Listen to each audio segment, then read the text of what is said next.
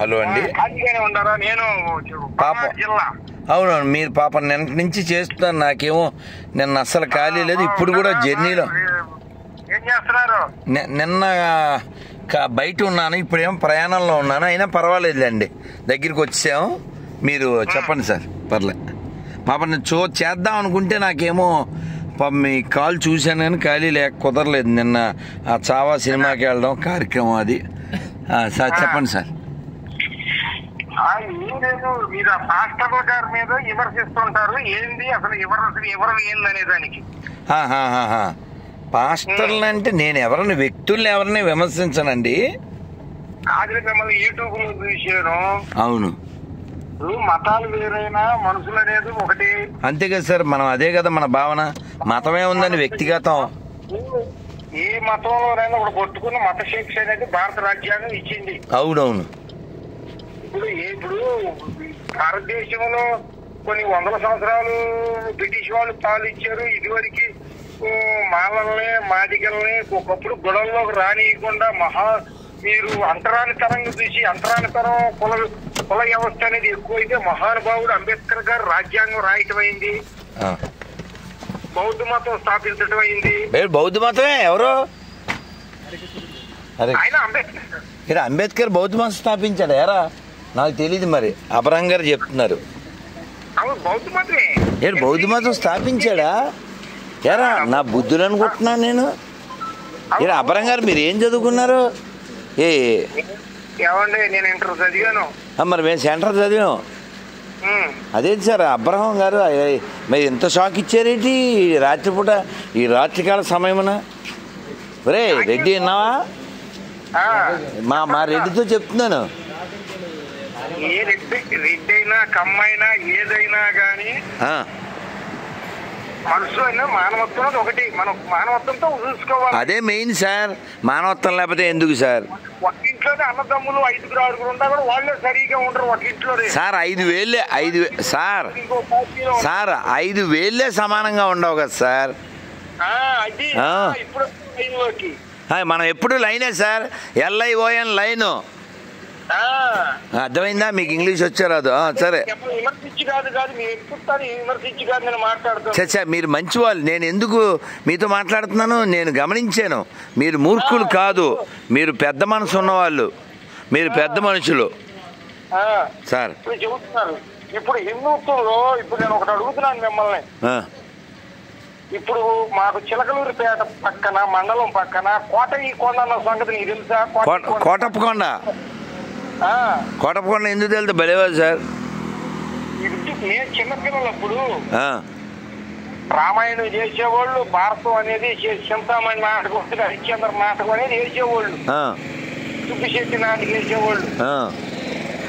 ఇవాళ డాన్సులు పెట్టించి ఐటమ్ మొన్నటి దాకా రాజశేఖర రెడ్డి, వైఎస్ రాజశేఖర రెడ్డి తెలుసా? గుట్టలనే డాన్సులు వేయించారు మొన్నటి దాకా, బస్సు బట్టి 2006 2007 దాకా కూడా. మళ్ళీ ఆ డ్యాన్సు విశ్వాసం అని చెప్పిన తర్వాత నారా చంద్రబాబు నాయుడు వచ్చిన తర్వాత మొన్న 2014 కానిచ్చి డాన్సులు పెట్టించి ఆ అసక్కరైందో చేసి ఇప్పుడు ఐటమ్ సాంగ్స్, రొమాంటిక్ సాంగ్స్ ఇప్పుడు నుంచి చేస్తున్నారు. ఎక్కడ? గుడి దగ్గర? గుడి దగ్గర, కోటప్పకొండ దగ్గర 20 పార్టీ పేపర్లే. తెలుగుదేశం ప్రభ, కాంగ్రెస్ ప్రభ, జనసేన ప్రభ, బీజేపీ ప్రభ.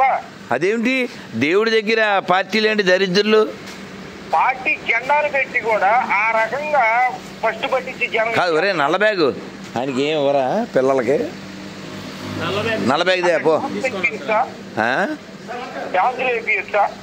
అసలు ఎందుకు చేయాలి గుడి ముందు? గుడి కోటి కూడా 23 ప్రభలు 22 ప్రభలు కట్టారు మొన్న 26వ తారీఖు రోజు. ఇంజిన్ ఆపినాను. ఈ సెల్లో కొట్టి చూస్తే నా దగ్గర కూడా వీడియోలు కూడా ఉన్నాయి నా దగ్గర. తప్పు కదా.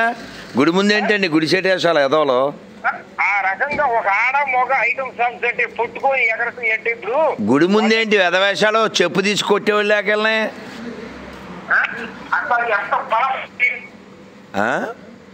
అది ఎంత పాపం. పాపమా పాపన్నారా? సిగ్గు లేకుండాను. అడిగేవాడు లేక కడిగేవాడు లేక వెధవల్ని. ఆ రకంగా ఆడ మొగ పుట్టుకొని ఓటేసుకోవటం ఈ రకంగా ఇంకేంటి? అసలు గుడి ముందు ఏంటండి, నువ్వు ఇంట్లో చేసుకో. అది కాదు, అవును శివరాత్రి అయితే ఏదో కొబ్బరికాయ కొట్టుకో, దీపారాధన చేసుకో, నీ మొక్కుబడి నువ్వు చెల్లించుకో, తప్పులేదు. అంతే కదా. చూడగారు చేతనైతే ఒక ముద్ద అన్నం పెట్టి అంతే చెప్పింది అది మానవత్వం. అంతే. లక్షల ప్రభలు కట్టి వేలు దారపోసి ఆ రకంగా గబ్బు పట్టిస్తున్నారు. ఇది అసలు ఆ గుడికి ఎవరు నిర్వహణ చేస్తున్నారో వాళ్ళకి బుద్ధి ఉండాలి, వాళ్ళకి సిగ్గు ఉండాలి. మరి తిరుపతి ఉన్నారు, తిరుపతి దేవస్థానాన్ని మీరు ఎట్లా చూసుకుంటున్నారు? ఎక్కడన్నా ప్రభలు కట్టి డాన్సులు వేపిస్తున్నారా? ఆధ్యాత్మికత అండి అక్కడ. నిత్య కళ్యాణం జరుగుతుంది, మీ వీడియోలు చూస్తుంటాం. ఇప్పుడు మీరు పూజిస్తున్నారు, మీరు వెంకటేశ్వర స్వామిని పూజిస్తున్నారు, ఎవరో నమ్ముతారు. భారతదేశం సాంప్రదాయం నేను అన్ని దేవుళ్ళని గౌరవిస్తాను నేను, కానీ ఆ రకంగా చేయటం ఏంటి? మళ్ళీ క్రిస్టియన్స్ మీద ఇప్పుడు శివశక్తి అనే ఒక ఆయన ఉన్నాడు, కరుణాకర సుగుణ, భారతదేశంలో క్రైస్తవులు లేకుండా చేస్తాడంట. అలా అది కాదు, ఇక్కడ అసలు క్రైస్తవులు ఎవరు లేరు, అందరు హిందువులే. కాకపోతే ఒక్కొక్కళ్ళు ఒక్కో టైపు హిందువులు. ఉదాహరణకి ఒక్క నిమిషం సార్, అభరం గారు,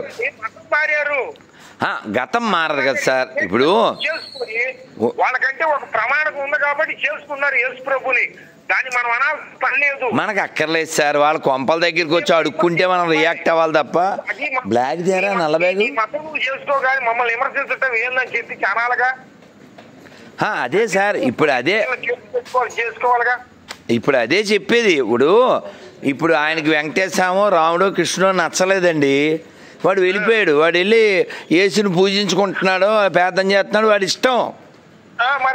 మనకు అభ్యంతరం లేదు, మనకు అభ్యంతరం లేదు. కానీ వాడు కొంపల దగ్గరికి వచ్చి మా ఊరు నేను నమ్మాలి, నమ్మకపోతే నువ్వు నరకానికి వెళ్తావు అన్నప్పుడు అప్పుడు మనం రియాక్ట్ అవుతుంటాం అంతే. ఇప్పుడు మీరు ఈ పూట ఏంది అన్నారు? నేను ఒక్క పూట కాబట్టి నేను తిన్నాను, నేనేదో జ్యూస్ తాగాను, పండ్లు తిన్నాను, అయిపోయింది అంతే. ఏంటి అన్నం తిన్నావా, బుద్ధి లేదా నీకు రాత్రిపూట అని నేను అనకూడదు, ఎందుకంటే మీ అరుగుదల మీది. కాదండి సార్, మనము మా నియమాలు ఉంటాయి కదా సార్. రాత్రి ఇంకా వండింది తిండాలో అవి ఉండవు. ఇది ప్రయాణం కాబట్టి ఏదో జ్యూస్ తాగాం అంతే. మనం అంతా ఒకే కులం సార్, హరికులం, మనం అంతా మానవ కులం, అర్థమైందా? ఇప్పుడు మీరు ఇప్పుడు కులం ఇంకా వాడుకుంటున్నారా క్రైస్తవులు అయ్యాక? చిచ్చే, కులం వాడితే ఆడు క్రైస్తవుడు కాదు, ఆడు దొంగ. కులం వాడకూడదు ఆడు. క్రైస్తవుడు కులం వాడంటే ఆడు దొంగ లంగా, అదే నా బెంగ. ఆ తర్వాత మీకు తెలుసు కదా.